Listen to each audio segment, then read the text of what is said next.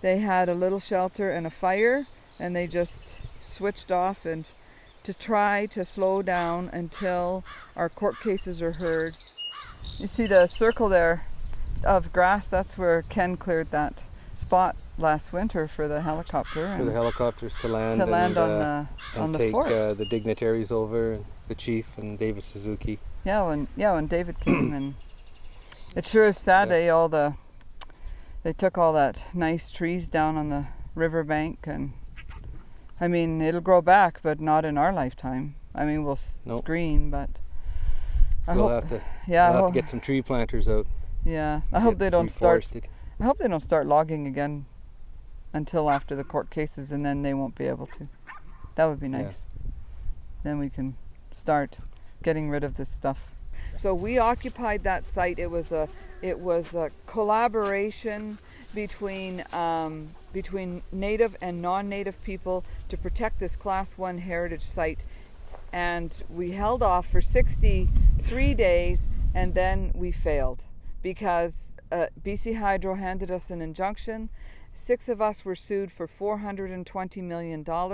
I myself am one of the named people in that lawsuit for feeding First Nations people and allowing them to fly the shacks from my property to the fort.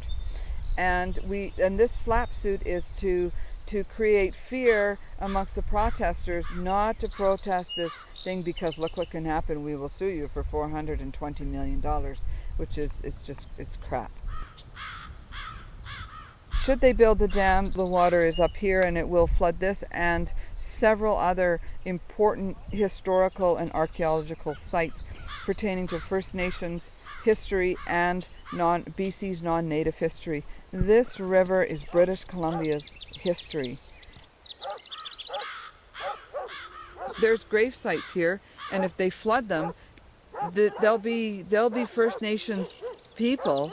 And this happened with the W.A.C. Bennett Dam. They saw their ancestors going down the river because in coffins and whatnot from their sacred sites from the W.A.C. Bennett. And this will happen again. There are people buried all along this river because when they die, they bury them there to see the trees and to go back to the earth. So it is a very sacred river to the First Nations people. This dam was proposed back in the 1980s and was shot down by the BC Utilities Commission because it wasn't needed and it was too expensive. Now they're doing it, they're trying again, but now instead of going through the regulatory of the BCUC, they've excused it from that, having to get permission from the BCUC, and it's just a government decision now. And they had sometimes 5 loaders in the river, and that's a fish-bearing river, in the wintertime taking out gravel to build these roads and things. That's the ecological side of it that doesn't make any sense for the animals. Obviously, when you flood a valley, it's going to be very harmful. Then there's the First Nations that have not been consulted properly. They're against the dam. There's too much history here, and their ancestors have been in this valley for thousands of years, and they're not being listened to.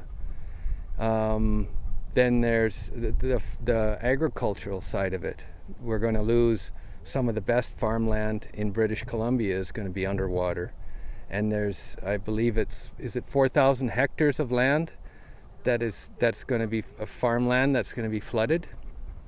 And right now we're importing 67% of our vegetables from California, which is running out of water, and for years of drought. And where are we going to get our food from when there's no food down there, or limited food? They're not going to be sending it up here to us.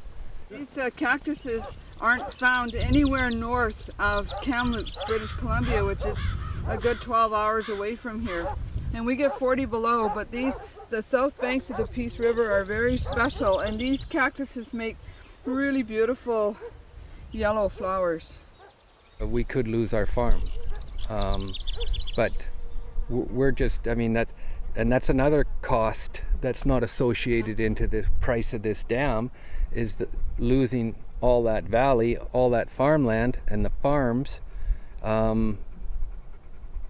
That there's a cost to that, you know, and that's not being added or talked about as part of the price of this dam. But there's the price of the loss of this farmland forever. You know, they say 100 years, but you know, it'll be forever.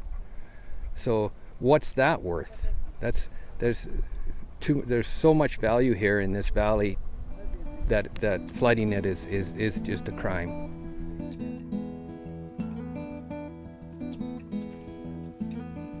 This reservoir will emit for 86 kilometers methane 365 days of year, 24/7 for as long as this reservoir is here. WAC Bennett Dam is doing that now, and so methane is 20 times more deadly than carbon to life, all life on Earth, and methane is the gas that Obama and Justin Trudeau said that they wanted to eliminate.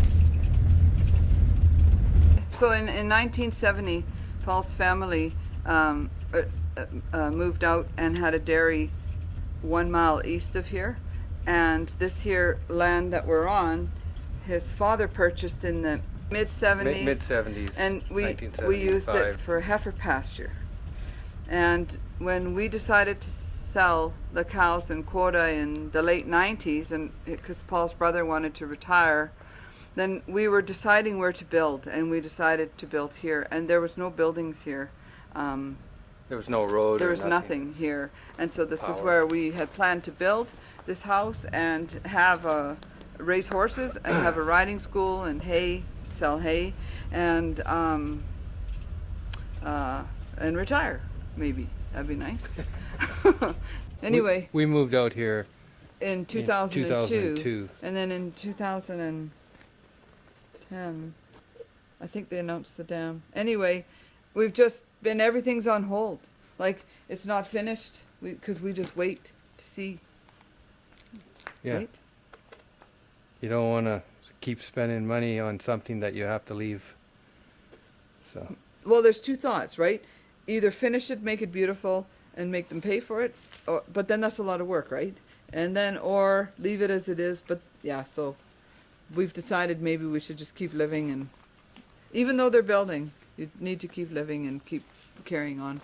But yeah, where we wanted to build an indoor riding school, it's behind the stability line as well. It's because it's up north of here. There's a potential that it could. It will within 2 years. They said on our one consultation with BC Hydro that within 2 years the house would slide into the reservoir, so it would be gone. But they're guessing. It could be here. In the 1980s, when they originally did it, or in the 1970s, the stability line took in that road. Now the stability line is about where that shed is peeking around that beat up one. So they've tried to minimalize the project by moving the stability line this way, but in all honesty, with these unpredictable banks, they don't actually know. Nobody knows for sure. Nobody knows, can predict.